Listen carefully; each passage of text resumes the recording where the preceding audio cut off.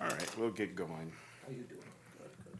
I will call to order the Finance Building and Grounds Committee meeting, which was duly posted June 13th, 2025, through posting and notification of the press in accordance with Wisconsin Statute 19.84. So I've done it a time or two. All right, first thing is a safety message, and I'll probably give it away, but what month is this, other than June? I said, other than June. National Safety Month. And so when we think about, there is a month that the National Safety Council says, let's focus on everything all about safety. So with that in mind, it is to prioritize all aspects of safety, both at work and at home. This includes being prepared with a first aid kit, practicing safe practices at work, and taking precautions to reduce risk and prepare for emergencies. And it's also important to remember and be aware of your surroundings and take precautions to stay safe in all environments. And one of the things that highlights to me in that, particularly looking at the massive flooding that happened around San Antonio, that some cars just drove into what they didn't know was a creek that was flowing that became quite the river. So it's just what's going on. And so when we may not think it's normal, then we either need to think about those things and take precautions ahead of time, or just be patient and don't go to what we don't know, particularly is the case. Continuing on, general safety, be aware of your surroundings, pay attention to potential hazards, and take steps to avoid them. And as I've said, where are you at? Where am I at? How could I get hurt? And how can I avoid getting hurt and others getting hurt? Practice situational awareness, be alert to your environment and potential dangers. Prepare for emergencies, have a plan and necessary supplies for various situations, like a first aid kit. Also thinking of winter packs. I mean, we're not dealing with snow. A little bit of that would be, a little moisture would be nice right now. A little cooler would be nice, but this is, as we approach the beginning of summer, this is what we should have. But as we just think of wintertime, be prepared in case you get stopped there.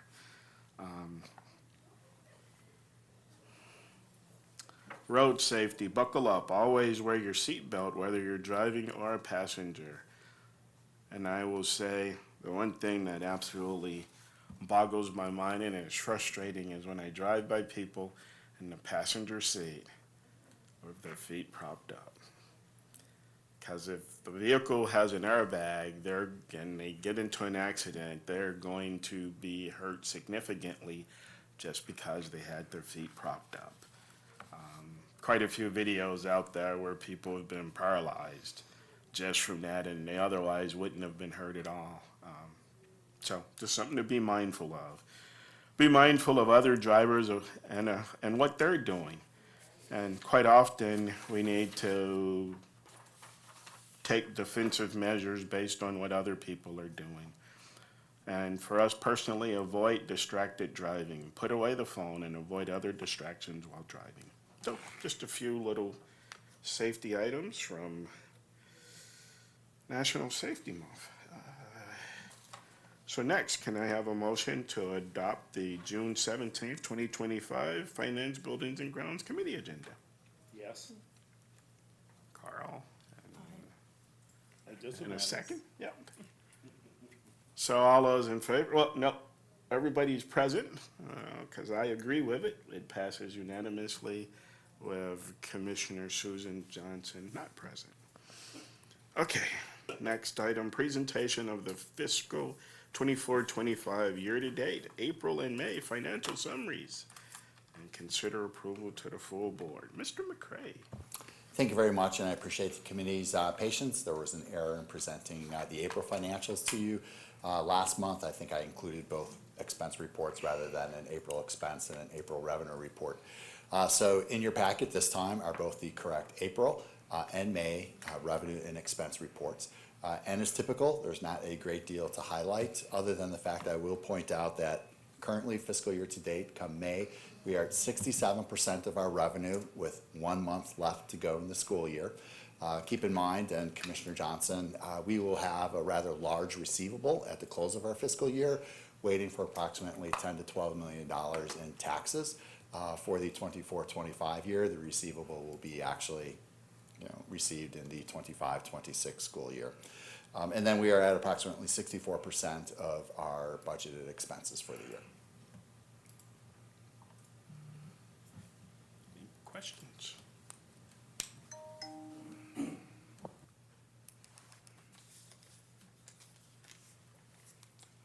Okay, we have no questions. Okay, do we have a motion to move to the full board for approval? So done. Second?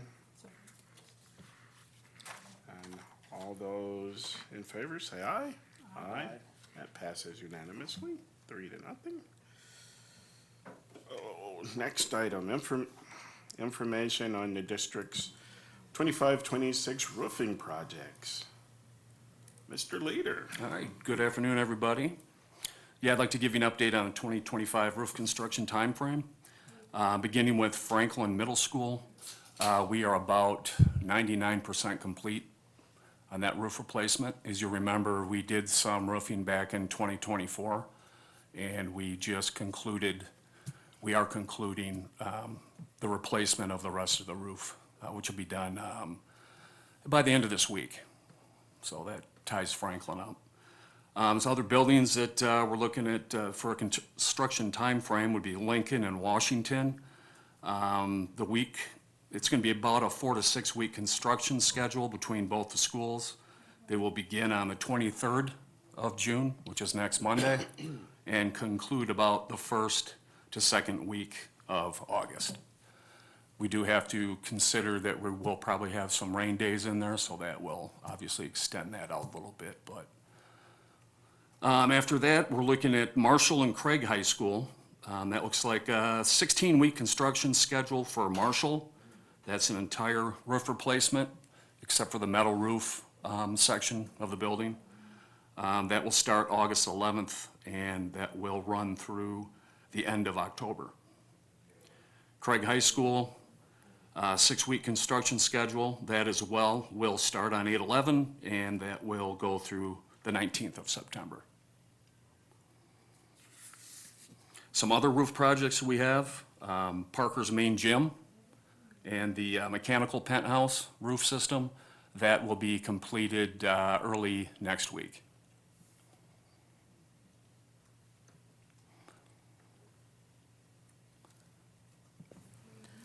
So just a quick question, just for clarification and clarity.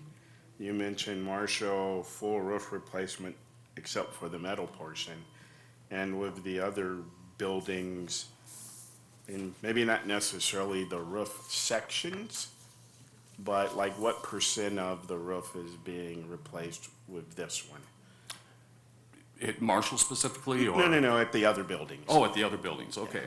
For an example, Washington Elementary, that'll be the entire roof system for the whole building. Marshall, again, it'll be all the rubber roofing with the exception of the domed metal roof that we're all well aware of with the paint issues. Craig High School, I would say that's 20%. That's 1, 2, 3, 4, 5, 6 different roof sections. Some vary in size, right? And some overhangs are included in that as well. Could you do me a favor? Yes. So for the board, when I report out next month, if we could just either have X sections of total sections or give me a percentage. Absolutely. And the only reason when I say that, because we keep saying roof, and it's easy for us to, being novices, Well, didn't we just replace the roof at Franklin? Absolutely. Well, we didn't. Right, especially when we have 20 different roof sections, right?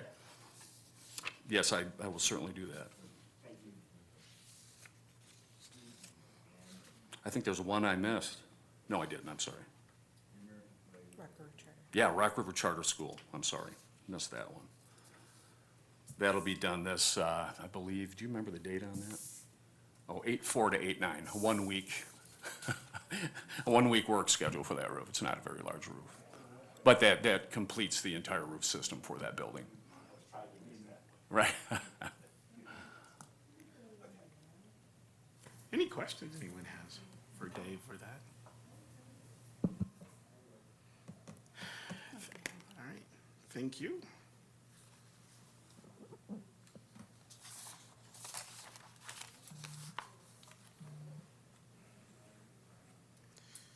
All right, next, 1.6, update on long-range facilities planning. Mr. McCray. Thank you very much, and I appreciate Dave Leader and Julie Yerke and Dave Farwell. They're certainly all part of our long-range facility planning and the work that's going on. 5, if you will, quick points. One, working with Brian Erskine, our Director of Technology, as well as Craig Clements, who is our Safety Security Consultant, former School Resource Officer here for the School District of Janesville. We are narrowing in on the selection of a software to run, if you will, the ecosystem relative to our card access and our cameras. And so really looking at that as kind of the phase 1, I'm using that term loosely, for Craig and Parker High Schools. So essentially having a single platform rather than multiple platforms run those 2 very key components of our interior security measures. Speaking of interior security measures, we actually received, and I appreciate Commissioner Ardrey's attendance at the bid opening for that work. The interior security measures are really a way to, if you will, segment our building. It is also other elements of security that we perhaps won't go into at this particular open forum. And the budget for that was $3.4 million. I apologize, I'm giving you an ish number. And the actual bids came in at approximately $3.4 million. So we are on budget, which is really good news for us. A little bit of an unknown, other than a rough order of magnitude as we were entering it, $3.4 million, we came in at $3.4 million. So we had some local providers. I don't have the list in front of me. We certainly enjoy our local partners here in the greater Rock County area. Some of the bids of local partners, though, it was off schedule. And we didn't receive perhaps as many local bids as we would have liked, but still very much a very competitive environment. Continuing on with the third point, we are still, if you will, in the overall design stages for bid package 1A. Bid package 1 is divided up into 2, and bid package 1 includes schools such as Wilson, Jefferson, and Lincoln. And then there'll be another 6 to kind of round out that package of 6 in bid package 1. There'll be 6 in bid package 2, and essentially 6 in bid package 3. And I forgot the ESC is also in bid package 1.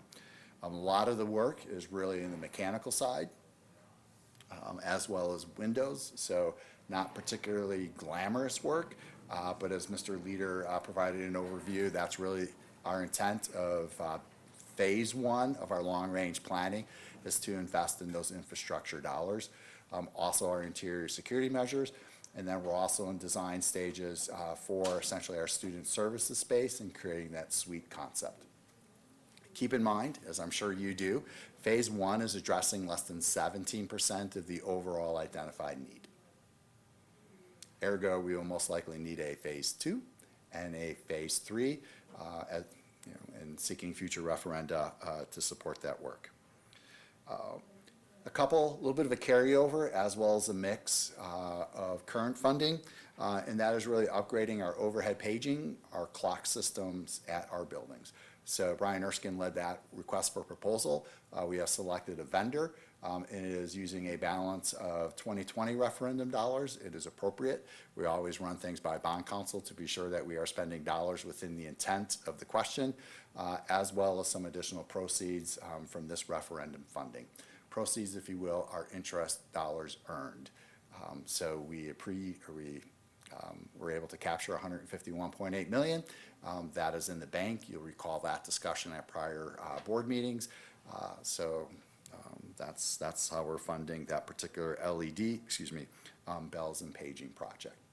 I'm speaking of LED. So LED, because keep in mind, we've identified hundreds of millions of dollars worth of work, as well as improvements in our educational adequacy, our learning spaces. We surveyed 169.5. We took about 10% of that off, and the community supported to a 63% margin, $151.8 million, which means we can't do everything. So one thing, and again, I appreciate the team here in terms of taking a look at why we have ceilings open. What would be our approximate cost to upgrading our lighting from a traditional T8, which is the size of the bulb, to an LED, more efficient lighting system? So we're exploring that. So we're still in the stages, and we will most likely use proceeds as a result of interest dollars earned to fund that particular project. So there's more information coming on that. We're still in the study stages, but as you think what's going on, there's a lot of engineering and planning that is going on, which is really why outside of our interior security measures at Craig and Parker, we're looking at a June 2026 launch for bid package 1. Any questions on that aspect of long-range master facilities planning? Commissioner Ardrey attended. Certainly he can, if he so chooses, elaborate in terms of what his experience was at Cullen a few weeks ago. Yeah, and I think I commented this at our board meeting. The one thing that was, I'd say the most bidders we had was for the most expensive item, and that was the electrical work.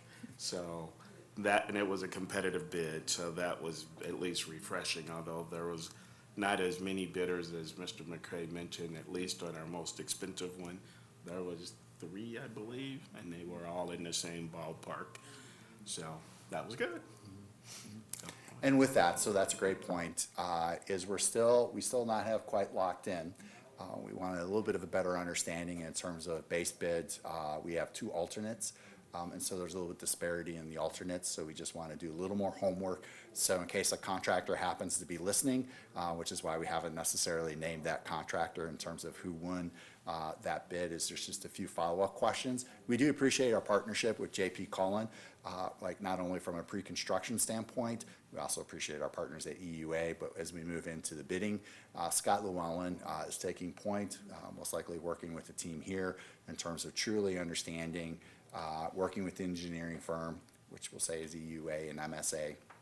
Sorry for all the acronyms, but that's what they go by, Epstein Union Architects, and I think it's Mechanical Service Associates, or yeah, we just always call them MSA, so I don't know what their full name is. So don't call me DJM though, but I still know who it is you're talking to. So. Okay, thank you. Mm-hmm. Right, next item, 1.7, review draft property liability and renewal summary. Right, so Commissioner Johnson, we spent some time pretty much every June, right before the July 1 renewal, to take a look at our property liability as well as worker compensation rates. So what you see here is really where we're at today. We are still fine tuning, and I believe these notes were mentioned in board docs, the workers' compensation. I really appreciate working with Jamie Brown, certainly from a user standpoint, and so we try to balance, if you will, customer service as well as fiscal responsibility when it comes to workers' compensation. I think during my tenure here, we've had one change, and that was really driven by a dollar value, but nonetheless, we still want to be sure that Brianna, who works in benefits and assistant managing our workers' compensation, has really good customer service. So what you see here is essentially, and again in my notes, about $125,000 increase. The rub comes in terms of the workers' compensation dividend. Right? So we are not ever guaranteed a workers' compensation dividend, but gone are the days of 40 and 30%. Our current dividend, again, not guaranteed, but trending to be 20%, which essentially is a revenue in the next fiscal year as a refund of a prior year expense. And yes, that's really geeky, so I'll say that again. The dividend is recorded as a revenue, in the subsequent following year as a refund of a prior year expense. We are anticipating a $100,000, probably $102,000 dividend. When you remove $102,000 in revenue, right, that $102,000 in revenue is of course offsetting $102,000 in expenses. So when revenues go down, as I'm sure you're all aware of, okay, what's the corresponding expense reduction? We've not necessarily built that in, but what we're also looking at is really an expense in revenue on the 26-27 fiscal year. So we're looking forward. So we're in negotiations right now with our current provider as well as the alternate provider. That's the meeting we had today, just to be sure that, one, can we at least close that potential $100,000 loss in revenue? Can we manage the expense in a current fiscal year? And will we receive as a district really good customer service to assist us in managing our workers' compensation? Keep in mind the workers' compensation, right, is approximately $524,000. That's what it's projected to be based upon budgeted payrolls. So it's a substantial size in terms of an expense. We typically see movement, and you'll see a little movement in property. You'll see a slight movement all throughout, but really it's workers' compensation this particular year that is driving our increased cost or potential budgetary issue. So quick question with respect to that. Is that based on workers' compensation claims or just based on the payroll, therefore the potential for workers? It's a both, right? So great question there. Again, I think you know the answer, but I appreciate you asking the question on behalf of our very large listening audience. So it's a mix of both, right? So there's always, well, I'll say this 3-year rolling average that calculates into the mod rate. High mod rates, low mod rates will certainly drive the premium, but payrolls also play a part. We have about 3 classifications of employees. We'll say professional staff, service staff, and drivers. Right, so folks who are taking students on the road or folks such as our couriers, and of those 3 groups who you think has the highest rate or potential exposure, right, it's going to be our driver rate. So thankfully, that's less than a $300,000 payroll item for us, right? And the remaining balance goes into those 2 other classifications. I'll say Mr. Leader and Mr. Farwell, right, particularly with those hands-on staff as well as Liz Liedel, and even our paraprofessionals probably have a bit of a higher exposure than our drivers, right? I have minimal exposure, because, you know, I guess I just sit in an office all day, right? So my exposure is much lower than, we'll say, our hands-on folks. So it's really a combination, I would say, of a lot of things, right? Keep in mind, we also take a look at our loss runs. And so when we look at our loss runs, think of that as not unlike your health insurance, right, to essentially what is our medical loss ratio. So we're probably north of $300,000 in loss runs plus. Right? So what's our trend in loss runs? So payrolls, loss runs, mod rate, all that goes into the calculus, if you will, of what the potential rates will look like for a subsequent year. So not so much a question about that, but a potential topic for us to at least look at. And it would be the history of sort of the workers' comp paid. And the reason why I say that, you know, safety messages are for real. And, so then as we think about safety messages and work groups and then what has it been, one could say, as I've said here, have the safety messages even made a difference?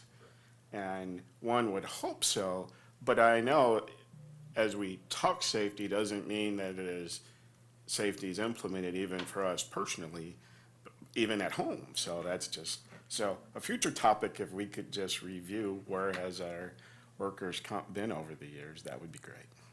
Yeah, absolutely. And I think maybe too, just to piggyback that, it's worth a shout out to Mr. Farwell and Mr. Leader, working with EMC out of Lake Mills. EMC is environmental management. They do a lot of our safety training, particularly for student nutrition, facilities folks, relative to lockout, tagout, bloodborne pathogens, essentially the OSHA required type trainings. I do also want to thank Jamie Brown and Brianna Parker for initiating a guest speaker, if you will, particularly to our summer work kickoff for our facilities folks, kind of reminding, proper lifting techniques, so on and so forth. So I believe that meeting was last week, correct, Mr. Farwell? So again, it's kind of a joint effort. We have EMC. We also, when we can, engage our current provider for workers' compensation and any guidance that they can provide. One of the questions that came up today was actually, if we look at a safety bulletin, workers' compensation, liability carriers, our insurance partners are more than happy to, for lack of a better word, carpet bomb us with information. But how are we managing that information to where it's not innocuous, if that's the correct word, to where we just don't see it because there's so much of it? So one question I ask, and it's similar to perhaps a program that Westfall Electric does, is there's a safety bulletin that goes out on a frequent basis, and we can certainly push that out via email, but is it read? Is it acknowledged for being received? And what's that mechanism to capture that? So we can say, if Commissioner Damerhausen, you were on staff and we pushed it out to you, is there one or two questions in follow-up? Do you then respond, and then can we somehow catalog that? Not to where it's burdensome, but at least we know that we sent out 100 and receive X% back. So those are some things that we're exploring. And again, we appreciate Jamie Brown and Brianna Parker being partners with us on the facility side. And student nutrition is what type of tools are out there, so safety is even more ever present. One last closing comment, right? You never thought you'd get so much on workers' compensation. Some of the work that Julie Yerke and Dave Farwell are looking at is really our interior walk-off mats. The question is, it's so much, right, in terms of an investment. And as you know, we have so many needs to invest in. How do we begin to prioritize? But we have some areas where we can improve our walk-off mats, right, which then more of a permanent, similar to what we did in our secure pathways. So we don't have this spread and then a, if you will, naked VCT tile that can be very slippery as people are coming in off of the playground. Certainly we worry about our student safety, but workers' compensation, as you well know, covers our workers. So those are measures that we're always think of, and I, again, appreciate Ms. Yerke and Mr. Farwell working on that. We're not going to go district-wide. It's an obnoxious dollar value, but we have to begin chipping away at that. I think right now we're targeting, Julie, about 150K. We want to fine-tune that. That's our rough order of magnitude, if you will, estimate at this point. We're only as good as someone also hitting every step on the way down. So, right, and I think we'll probably get into some of that anonymous detail, certainly at a later committee meeting if you're interested. Yeah, I haven't noticed this before, but it kind of hit me as such. What's the foreign package? Yeah, the foreign package is if we have students traveling outside of country. Right, so we haven't, it's very minimal, but we cover it because sometimes we just don't know. Let's say the band gets invited to play in Ontario, Canada, and they accept that invitation. They are traveling out of country, so therefore we have the foreign coverage. So when I fill out the foreign coverage application, the first question is where are you going? And I say to be determined, so we don't know. So we have the minimal package, and most likely, even if we traveled out of country to Ontario, right, it's going to be about the same dollar value. If we were traveling to multiple countries, if we were sending students to South Africa, the Congo, South America, Russia, like all that, like we would not be paying the dollar value that you see in the packet. It would be much more. We just too have not had a lot of foreign travel at all since the pandemic. Keep in mind, if a group of students and an advisor do travel, they are not traveling, right, if you will, on behalf of the district. Right, so if you do some sort of exchange program and a teacher organizes that and they're going to France, right, that is not a district sponsored. We make that opportunity available to district students. There are district rules that they must comply with, but it is not the French teacher taking French students, although most likely, to France. We work with a third party, and students are covered in insurance with that third party provider. Thank you. Question, so has there been an increase in workman's comp claims? Do you know, is that why it's increased? Yeah, that's a great question. Sorry, Commissioner Johnson, that's a great question. We're not obnoxiously high. Our mod rate is, I think, just a dip below 1. And if you're familiar, you kind of want to be 1 or below. We're just a dip. I think we were just north of 1, right? So I can give you a reference to the mod rate. We did have now I'm getting into the calculus in terms of we had a claim this past fall. And where exactly will that hit? That claim is rather substantial. It's hundreds of thousands of dollars. Okay. And let me just preface, right, and I'm also trying to, thank you for your patience, make sure I have some anonymity here with that claim. It was while performing work, but it was, I'll say, a very pedestrian claim. Okay. Okay. Thank you. The marketplace too, and I believe I may mention this, so we work with T.E. Brennan. They work with a number of not only school districts, but we'll say corporations in terms of helping those entities manage the different providers. So we currently use Gallagher, and you'll see that on the handout for our workers' compensation and foreign travel. For all the other lines, we work with Tricor and essentially EMC on a majority. I think we have Hartford Steam Boiler, for boilers. And then I think we also have, another provider when it comes to our underground storage tanks, right? But a majority of our lines are with EMC. Now I lost my train of thought. Sorry, I was going on there. Back to the rate adjustment. The marketplace changes, and sometimes the marketplace is not necessarily even the School District of Janesville. You've seen that historically with our property, right? So as there are hurricanes in Florida or other natural disasters that's affecting the world and the country, our rates will adjust accordingly. Workers' comp, not quite that broad. It is us, but it's also the marketplace. And when I say the marketplace, is no one is getting 30, 40% dividends anymore. The dividend is either on a sliding scale or fixed at the 10%, which is what we were having a discussion about today. Okay. And then, going back to like the safety, now, do the staff members have to go through like a safety training at all? Is there a program that they have to go through? Yes, it does probably vary by employee group. A majority of the safety training, we'll say, is within student nutrition in our facilities, but we have broader safety training. And again, it's very broad when it comes to our certified staff, such as our teachers and our paraprofessionals. Okay. And then is there like a multi-choice questionnaire after they complete that training to where they have to like pass like a certain percentage to make sure that they're actually doing the course? Yeah, that's a great question. So EMC, and maybe Mr. Farwell can throw me a bone here, but just, sorry, 1 second. Hold that thought. So again, Mr. Farwell will talk about the facilities component. Some of it more of it used to be in person. We've kind of moved to more of an online. And then I'll just turn my microphone off and throw it over to Mr. Farwell.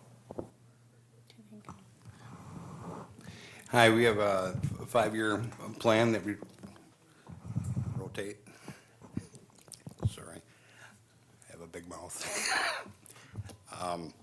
So we have 5 different curriculums that we use over a 5-year period, so then they just rotate. So as we have new people come in, they're always being, introduced year 1, 2, 3, 4, 5. There is a competency that everyone is given. So as they go through the modules, they review the modules. At the end of the module, there is a test that they must take at the end. And so that's documented in the EMC. So we have that for documentation as well. Okay, thank you.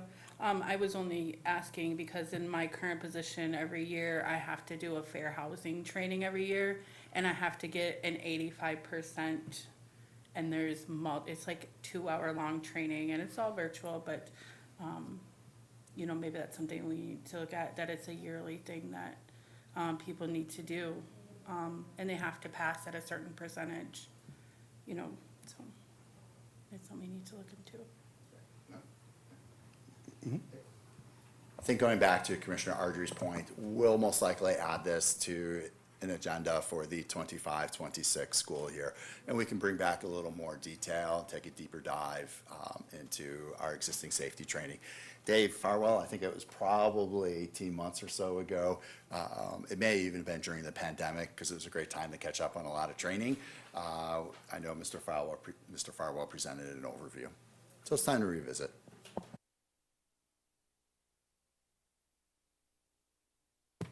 Okay, thank you both. All right, next item, update on the fiscal 25-26 budget development process. And this presenter is Dan McCray. Thank you, Commissioner Ardrey. Not much has changed. I'm sure you all have been watching the news in terms of the development of the state budget that is coming out of Madison. So there's been, I think, some recent dialogue. I just received an update today as negotiations are being undertaken between funding and tax cuts. Special ed may move to 37%. Right, we are currently at 30, I believe, 0.65%. Keep in mind, it is a some certain pot of money, and all 421 school districts are competing for that reimbursement. When expenses go high, the reimbursement is lower. Earlier in the year, it was projected to be less than 30%, even though we'll say state statute said 33%. So it's never a guarantee. Somewhere there's a document, and I didn't include it. If we go up from, we'll say, the existing 30 that we most likely budgeted to 37%, that is approximately $150,000 per each percentage point. And you're going to go, great, we're swimming in cash. Then I'm going to take a moment to remind the committee that we moved $750,000 out of Fund 10 related to capital maintenance, and we are using Fund 46 to fund the 25-26 capital maintenance dollars to the tune of approximately $750,000. If we don't replenish that bucket, that $750,000 is gone. So we may say, hey, we're going from 30%, right? So 7 times 150, Mr. Holtzman math? 10 times 150 is 1.5, so you minus 10,000, you get about 7,000. Right. So we will just, I'll say, exceed that $750,000 replenishment that we took from Fund 10 and moved to Fund 46. Most likely the the $325 increase, right, for 400 years. I think there's 398 after this 2-year biennial budget will most likely stay. Most likely not an increase in the low revenue limit ceiling, and that potential movement of an increase of 7%, all based upon what taxpayer relief will the governor and the legislators in joint finance finally nail in on. And then even when things pass, right, we still move into the, if you will, Frankenstein veto, and, you know, crossing out letters and what have you. That's how we wound up with a 400-year increase of $325 per year. I'll pause for a moment. I know that's a shocker. You have in front of you the 24-25 revenue limit worksheet.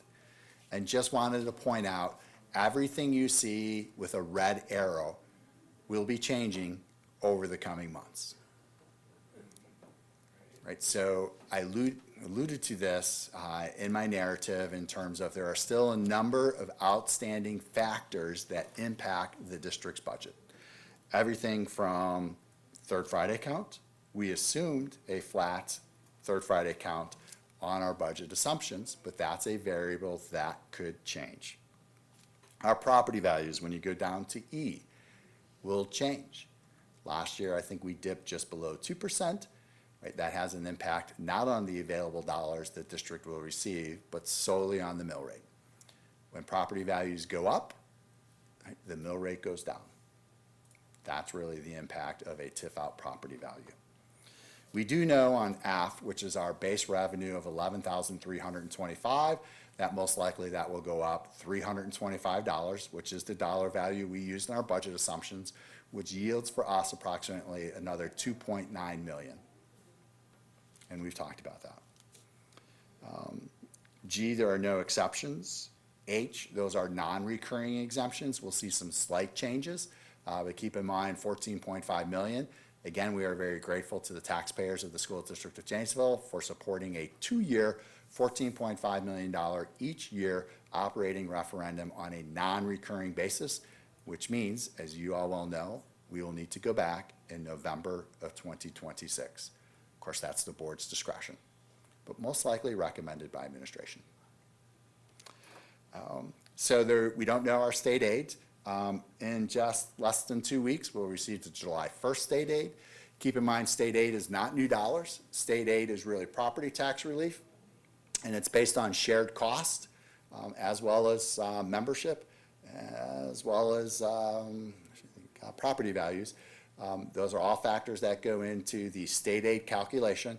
We'll have our estimate, which is really based upon our budgeted shared cost expenditures for 24-25. Again, very exciting stuff. I can see the excitement in your eyes, right, as I talk about this subject. But we'll get that July 1st estimate, and we'll get the final on October 1st. In August, going back to property values, the municipal values are released. School district values are not, but municipal values are a good indication of where property values are trending for the October release. So lots of variables, even though we're kind of locking in. July, at the July board meeting, the first board meeting in July, we'll hopefully have a better idea as time goes on, and you'll have a preliminary budget to approve. Very high level.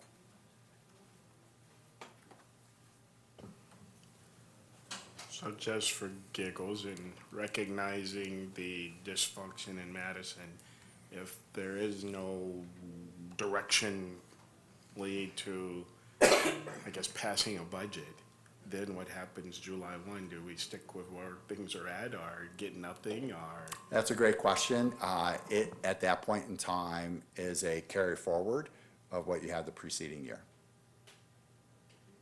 Just wanted to No, great question. make sure Thank you. it was known that it's not like it's complete over, but it's what we have. Okay, any other questions? Okay, let's see. 15 minutes.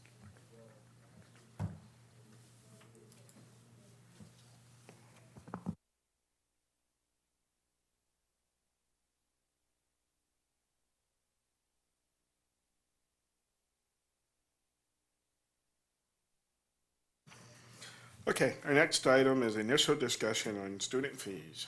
Mr. McCray. Yeah, just real quick, and I think it's really some good discussion that you may have as a committee. To provide you with a very quick, if you will, oral narrative, couple of key components. The board, typically in June and July of each year, if there are changes, will review and approve or not approve those recommended administrative changes. There are no changes, so essentially the fees that we have for the 24-25 year will roll forward. Second point about student fees, whether they're consumable fees, whether they're athletic fees, is in school district finance terms, that is what we call a deductible receipt. That is not a shared cost that the district would receive state aid on. So we really only receive state aid on costs associated with the local levy and general equalization aid. A fee is outside of general equalization aid and the local tax levy. Fees over time have been instituted by school districts, right, to essentially address the issue of individuals who do not have children in school and are paying property taxes, for school districts to seek alternative revenue sources. Parking fees, athletic fees, consumable fees. So this district, like a majority of districts across the state of Wisconsin, have instituted fees. Keep in mind, we have two giant software systems within the School District of Janesville. Skyward is our financial HR platform, and Infinite Campus is our student management software. So Infinite Campus is really used by our building level administrators and faculty and staff. Everything from your grading to fee management when it comes to your parking fee, your consumable material fee, your athletic participation fee. Those fees, similar to if you think back in your college days, right, are captured there. We have an online portal. You pay via credit card or e-check your student fees. Everything is cataloged there. The business office essentially wants to reconcile that 100 students paid a particular fee and the associated deposit with 100 students paying that particular fee is captured at the bank. That's the check and balance between the student management software, Infinite Campus, fee collections, and Skyward and our banking platforms. It's a check and balance. We want to be sure we're capturing fees, we're accounting for those dollars. It's truly an internal control. The Educational Services Center, this building, the Office of the Chief Financial Officer, Finance and Accounting are not responsible for collecting fees. Fees and the administration of fees are really determined at the building level. We provide general guidance. But what we don't know in the business office, and I'll use you again, Commissioner Dahmerhausen, is let's say the Dahmerhausen family lost their home in a fire. Right, the principal has the autonomy to say to the Dahmerhausen family, you know, we understand where you're at, we're going to waive your fee. We also have fees to where if a parent and or guardian sign off on using their free or reduced lunch status, right, to reduce a fee. Right, so there's some autonomy at that building level. And so Infinite Campus has the ability to assist building level administrators, right, with the management of those fees. Our intent here is just to ensure that there's a platform to do so, and we have the appropriate checks and balances. I do want to throw a shout out to Matt Sylvester Knudsen. He is working with our athletic director, Jim McLaury, in terms of really creating and tightening up, if you will, I'll say the procedure, right, for fees in terms of who may have a fee waived, who may not have a fee waived, and kind of some general guidelines. But sometimes even those general guidelines are guidelines because we don't know that potentially the Dahmerhausen family experiencing immediate disaster. Home, health, whatever the issue may be. So there is some autonomy there. So this is one of these topics that questions have been asked about collection of fees and how do we manage it and really the process behind it. So from a procedure standpoint, reviewing the policy and what should or shouldn't we do and how do we process this is really why this came up and as an initial discussion. So as I think about this, I think about, you know, the fees assigned to students, the fees paid by the parents, students, the fees waived, and those two should equal those that are assigned, which I would assume would equal the number of students that we have across the board if everybody follows that. So one of the things and I'm not sure, hopefully it is data that we can pull from the system. And I look to say, can we go with the number of fees assigned per student, and then those that were paid, those that were waived, and those that are undefined, and I will say not accounted for. So that would be one request that I have, if we can pull that information. And that would be I'll say the curriculum, what's my number here?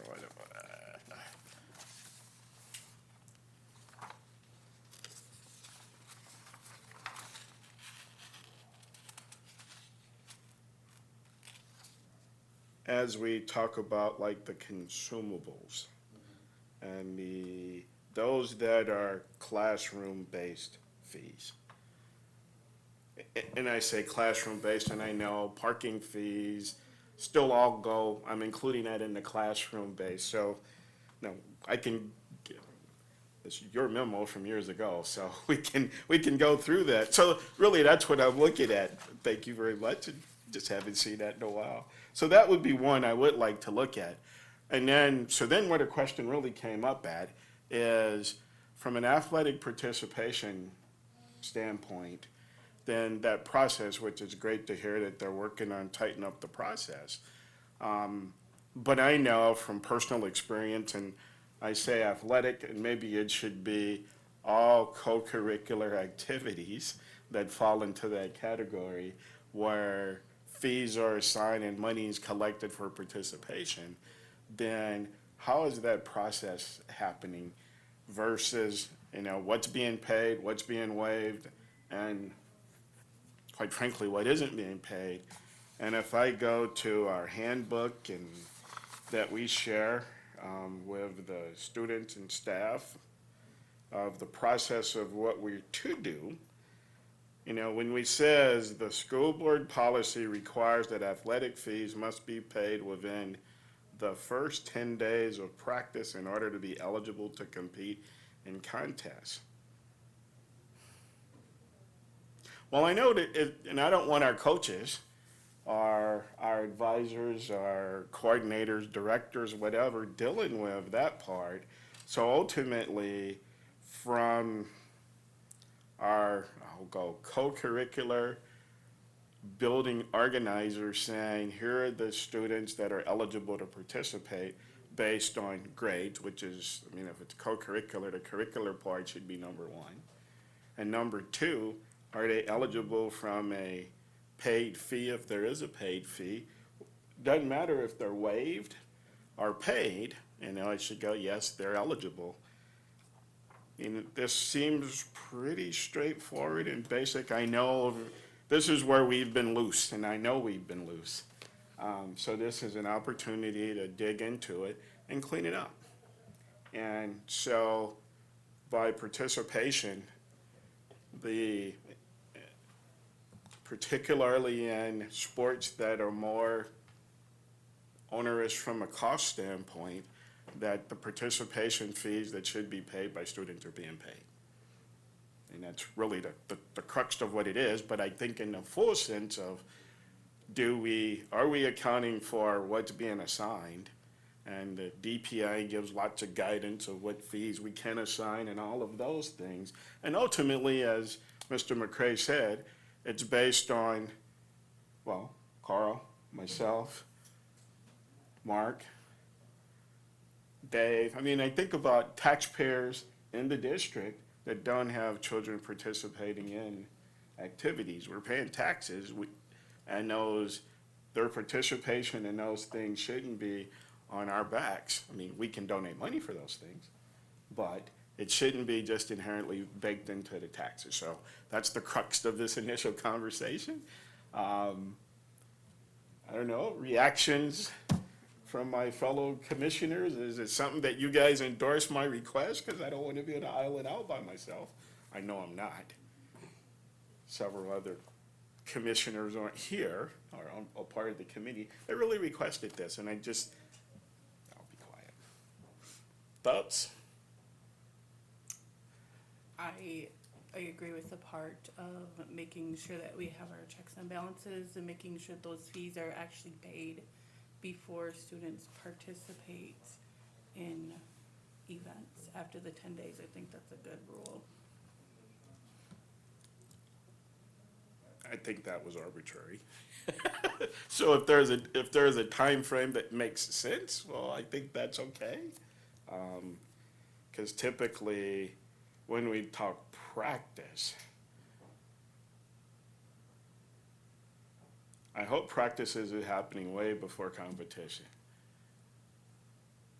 If it's not, we're not putting forth our best effort. So, but it's just, so I know a whole lot of, if you're participating in multi-sports and all of those exceptions to this and all of that, you get into, that's fine. There's less so with the in-building consumable piece. So, Mr. McCray, what I request, do you believe it's doable, or is it something that we need to dig into and see what we can find? And I know District Athletic Director Jim McLaury had another commitment today and was unable to join us. So we can certainly put things together. I would just caution the committee and the board and the community who happens to be listening, it can get a little muddy. Right, so we won't be able to do a dollar for dollar reconciliation, but we can certainly begin to put some data together. We typically, between the two schools, I'm not even gonna say because I'm going from memory and I didn't do it, but I'll give you an example. I use 22, which is probably too high of a number for hockey, and the hockey fee is approximately $750. We can charge that fee because that is a co-curricular fee. The consumable fee, a parent can say, no, thank you, I'm out, I'm not going to pay for that. Okay, so let's go back to hockey.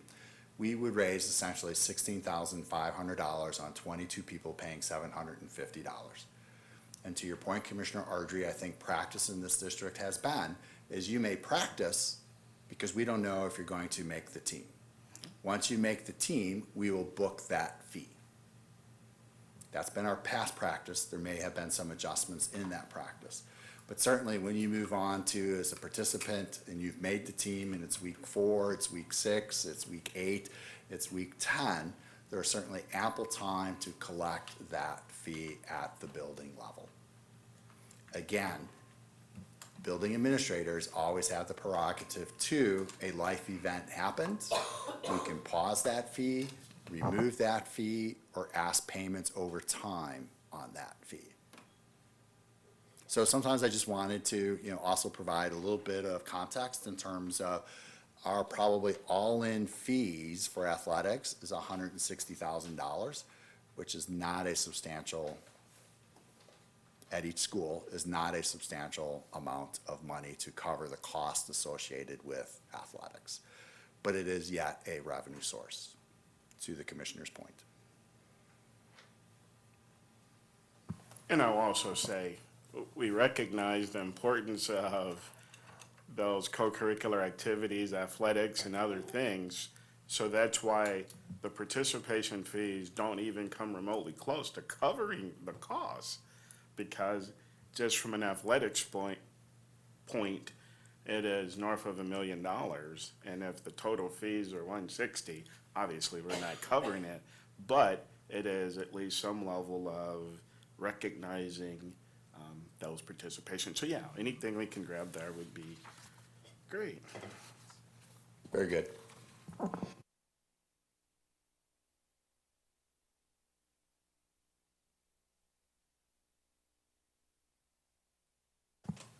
right, next item, initial discussion on facility use fees. Pull a pin. So we are most likely not making any suggestions at this time to changing our facility use fees. We are migrating to an online platform. It's Our School Today.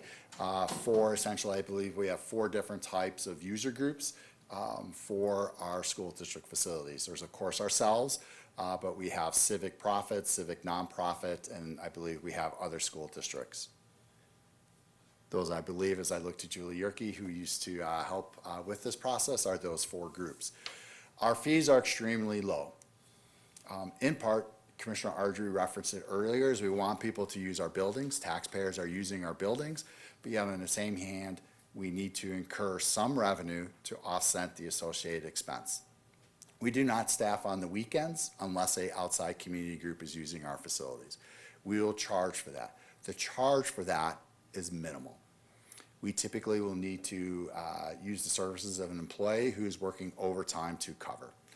The hourly rate is essentially less than almost their hourly rate, and we're paying time and a half to provide that coverage.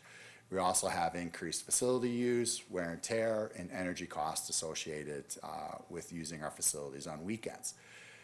The challenge this district has, as does a majority of districts throughout the state of Wisconsin, is these are our local youth sporting groups, right? Youth basketball, youth wrestling, who may want to use our facilities. We're not going to get rich, so to speak, off of those groups using our facilities. So charges are minimal, but similar to athletics, the charges we do move on are not covering the cost. This is our challenge in terms of when we look at that, and we will most likely need to bring you some rates for the 26-27 year of just, it is a third rail, I would say, of community use of our facilities and associated fees.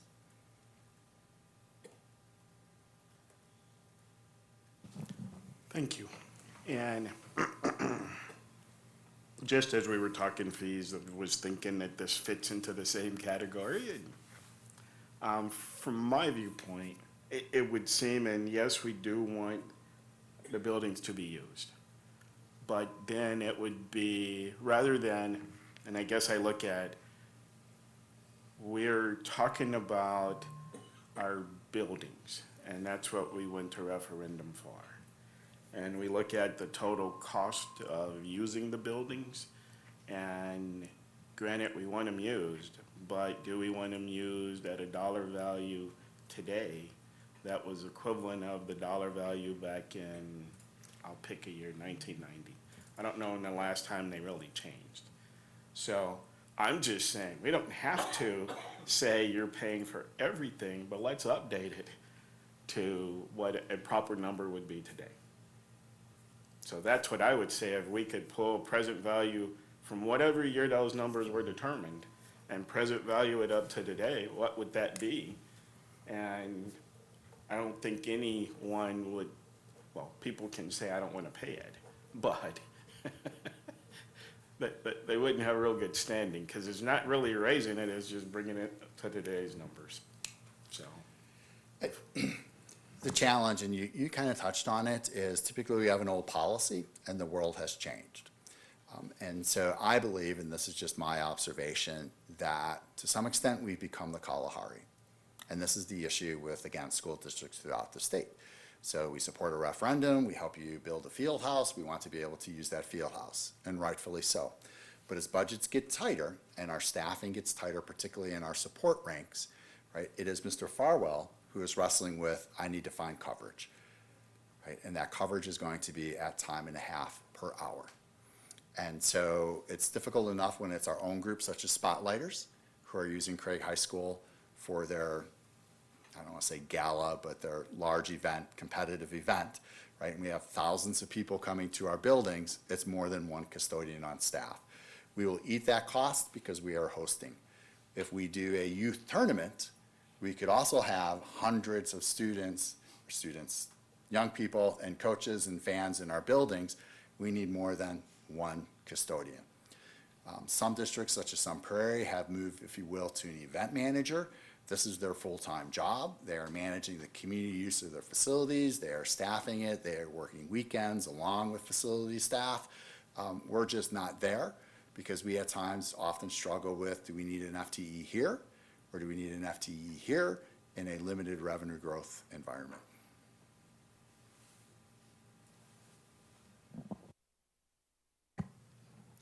So I guess I would request, present fee, and then if we move forward to, if it's 26, 27, then what would that look like? And then we have that discussion around the board table with respect to that, so. We can do that. All righty, thank you. Can I add something to that, please? Absolutely. So the last time fees were adjusted was 2011. That was under Keith Pennington's leadership. They were essentially doubled at that time. I don't know when the priors were created, but 2011 was the last time it was adjusted. However, the majority of the groups using our facilities are youth sports groups, which according to board policies, we do not charge rent for. So we're not getting a lot of revenue in rent per se. Actually, very minimal revenue in rent. So that is in accordance with board policy. So then we can look at the policy along with the fees, and maybe we remain, or maybe Correct. we adjust it a bit, or, it's just something to consider, so. So the charges that are currently assessed are basically for custodial time And that is generally only during times where no custodial staff is currently working, which would, for us, is weekends. And that's when our buildings are the most heavily used by the sports groups. So, and basically what Dan said, we're not recovering even our hourly rates that we're paying our custodians. But that would be the biggest adjustment. And other than that, you would have to change board policy. Which is why we're here. All right. Okay, thank you. So just to follow up, and I do appreciate Julie's perspective and experience. At one point in time, we would have a full-time custodian on a Saturday at Craig and a full-time custodian on a Saturday, of course, at Parker. But what that did was shift an individual to a Tuesday, Saturday versus a Monday through Friday. And so I believe, Mr. Farwell, that made our Monday staffing that much leaner, right? Because we should have 2 custodians on staff in a 300 square foot, 2,000 occupied building. And so it became a dance. Are we covering Mondays? Are we covering Saturdays? We have a call-in on Saturday, to which then we're running overtime anyway. So we made, I would say, the administrative decision is we're gonna roll back that Saturday, because we're paying time and a half anyway, because we most likely need one individual, or more than one, excuse me, working on that Saturday. And then I'm getting straight time, and the 3 of you are getting time and a half, and we're doing the same work, and, right? So throw them back Monday through Friday. That's what we're here for, is Monday through Friday instruction and supportive instruction. It seems like a good policy to review, and we may reaffirm what we do today, but at least we've looked at it since 2011. Wow, I didn't know it had been that long. Okay, next, initial discussion on naming of district facilities. Mr. McCray. Yeah, so we've had a lot of the Dan show, but again, I got 3 very qualified people to my left here. I believe you have a copy of the policy. It was actually in the packet last month in terms of a Neola policy, an updated policy relative to the naming of facilities. I believe Commissioner Johnson, Commissioner Johnson who's present, but Commissioner Johnson who's not with us today, Commissioner Sue Johnson provided some feedback just in terms of the language is rather broad. And once again, welcome to the challenge of naming district facilities. Language is broad.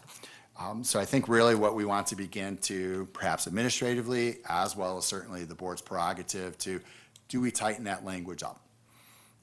And so I'll give you an example. Do we have an individual who is perhaps in a Hall of Fame?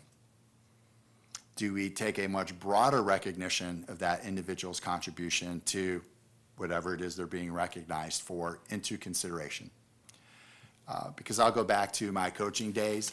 Every player is a great kid and worthy of all conference, honorable mention, or what have you. They're all great. But is there another entity outside of the School District of Janesville who can assist in determining whether or not a facility that the district owns is named in recognition? We've done a little bit in the past. We're not here to adjudicate the past, but we're here to perhaps use that as an example as we move forward. Because again, I believe Athletic Director, Activities Director McLaury will be here we'll tag team these 2 agenda items when it comes to student fees as well as the naming of facilities, because some districts have migrated into a sponsorship program to where we're looking for corporate sponsors from a naming rights standpoint. I don't say I don't have an opinion, right? But this begins to become very interesting waters to navigate in terms of taxpayer-funded buildings, naming rights, corporate sponsorship. It's all part of the mix, and we can't look at just one without looking at the other aspects of facility naming. I will state that if there is a benefactor out there that wishes to donate several $1 billion, the district can be named after them. That would take care of a whole lot of work that we need to do. Yeah, so this has come up, and I think the only, well, other than the buildings themselves, presidents, inventors, local leaders, I'll say. Being the buildings that we have, that's how they were named. And we're not gonna look at going back and addressing any of those at this point. Maybe after 2027, that wouldn't be a bad thing to do. Because I won't be on the board then, that's right. But, you know, we have named a basketball court, Suter Court, Craig, a coach that was across criteria, well, not criteria, but across several different Hall of Fames. Coach Suter, baseball, basketball, and I believe football too. So, you know, and it's, nobody else in the state can say that a coach has done that. So it made sense, but it didn't necessarily fit with a policy that we have. And other thoughts have come our way from individuals saying, hey, consider this individual. Whether it is a basketball court, a football, well, not the football field, a soccer field. Be nice if we owned a football field to name, or a baseball field to name, but then it takes away from even the impactful teacher. Then, is there a classroom named after them? Is there a wing of the building named after them? We don't have anything to quite fit that. And I know over history there have been super impactful teachers, that people that have gone on to do great things for the country will say it was because of the direction of this teacher in high school. So then it becomes, well, okay, I know the athletic court's great, but if we think bigger picture and outside of Janesville, then it becomes more. So then it becomes, so then if we want to honor the teacher, a coach, then how best to do that? Or do we do that? Is it, we have the wall of fame at Craig, and that's individuals that have been inducted into that. Do we become, I mean, is it something else we do to honor those? So this was really just an introduction to get us thinking about these things. And then it's what's next. I don't know what's next, but it would be good to see what else is out there. I think of, and I've seen throughout the state, definitely schools sponsored by a given entity. And you're like, oh, how does that work? Well, I guess there's money behind that. So if we can figure that out, then we can at least move down that path for our district too. So, any initial thoughts on that, Commissioner Johnson?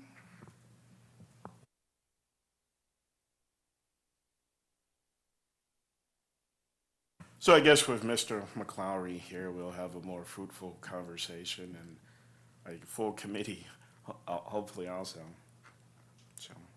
I think one question, and maybe we have an idea, but really a question for the committee, question perhaps for the board, Commissioner Ardrey, is I know there in the past has been discussion about sponsorships, naming rights for district facilities as a result of a contribution. And is that something the committee, the board, would like administration to pursue? I'd say yes, because I really look at all of this as kind of wrapped up into this.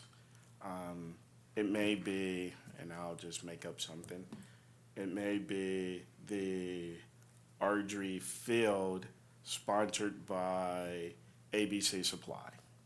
So it may be honoring this mythical Ardrey character, and then ABC Supply putting up the money for it. So that would be a dual kind of thing. So maybe that works. So I think it all could fit together.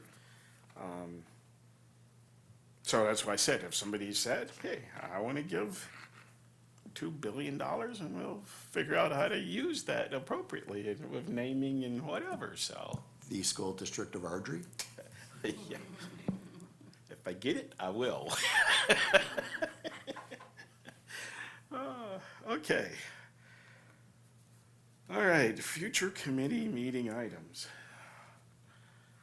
I've thrown out quite a few future items here as we've marched along. So I believe Commissioner Arger, we have typically taken a month off during the summer. Sometimes that's maybe July, sometimes that's August. But we are venturing into a new biennial budget year. So again, as I referenced earlier, the board will be presented with a very high-level preliminary budget for approval at the July second Tuesday, but the first board meeting in July. Typically, I believe we meet the third Tuesday, of the month. I would encourage you and the committee to consider a July, but it's certainly your prerogative, and then potentially take August off, and then resume again in September.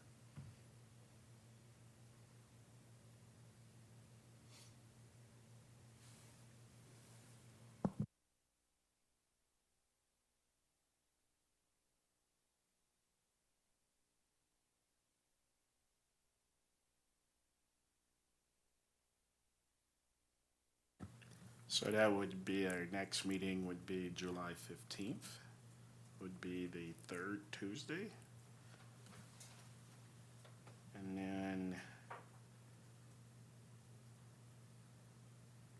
take the August 19th one off right before welcome back to school for teachers and staff, or somewhere in that area, it's welcome back. So, If, I have to pull up my calendar, if you would afford me, because all of a sudden I had a thought that perhaps the director's team is gone that week in July.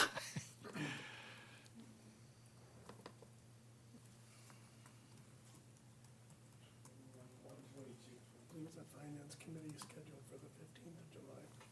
Oh, okay, so then we're good.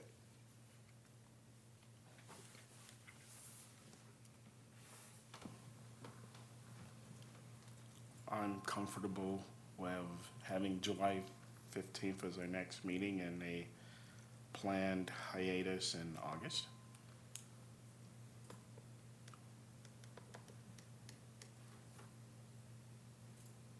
Superintendent Holtzman, does that work for you? Okay. Then we will plan accordingly. And then that gets us to the school year starting, and then our meeting would be September 16th. So then what I would say, I can wait till then. One of the topics I would want on the agenda is trying to set up a schedule for school visits for the committee.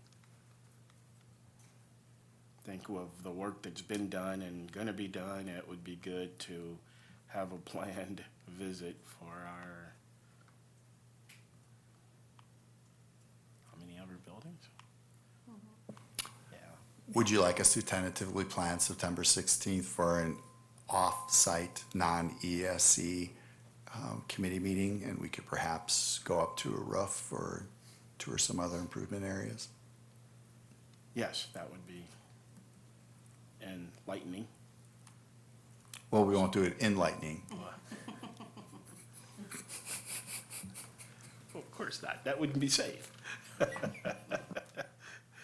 Yeah, I think we can plan of whatever's appropriate to take a look at. Maybe not a roof, but Yeah, unless so there are some good walkout places for it's roofs. exactly it. So I know Mr. Leader and I have had some discussions about this very topic, about potentially getting off onto a roof in a safe manner, not necessarily up a scuttle ladder and some giant step onto the roof, which even navigating up is easier than navigating down. I know from a safety standpoint, Mr. Leader has been working with Apex in terms of some more or less OSHA compliant roof access points, particularly as we go from section to section. It would still be a challenge, no flip-flops, but perhaps safer.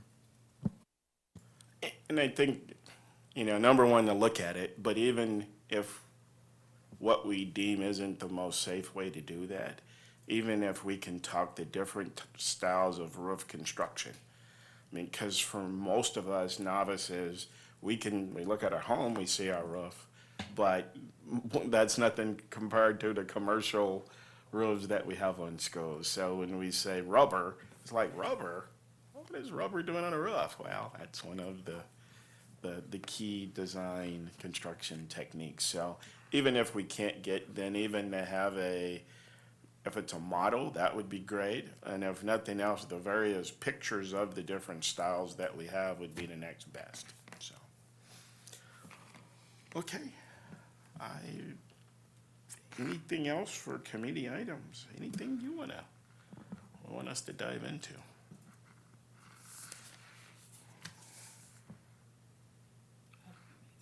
Okay. Well, I think we have reached the end of our agenda. We are adjourned.